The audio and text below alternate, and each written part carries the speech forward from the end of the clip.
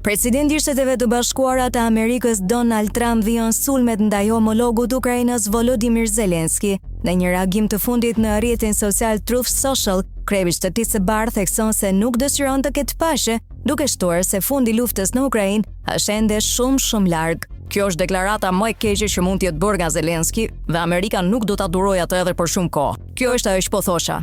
Ky djalë nuk do që të ketë paqe për sa kohë që ai ka mbështetjen e Amerikës, dhe Europa në takimin që patëm me Zelenskyn deklaroi prerazi se nuk mund ta bëjnë punën pa Shtetet e Bashkuara të Amerikës.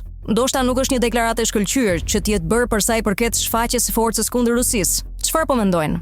Ky reagim i Donald Trump vjen pasi presidenti Zelensky tha pas takimit me liderët evropian të dielën në Britani se marrëdhëniet me Shtetet e Bashkuara mund të riparohen dhe se vendi i tij është i gatshëm të nënshkruajë një marrëveshje për mineralet. Presidenti i Ukrainës Zelensky ishte në Washington më 28 shkurt, por takimi në Shtëpinë e Bardhë u ndërprer pas përplasjes me presidentin Donald Trump dhe nën presidentin amerikan J.D. Vance.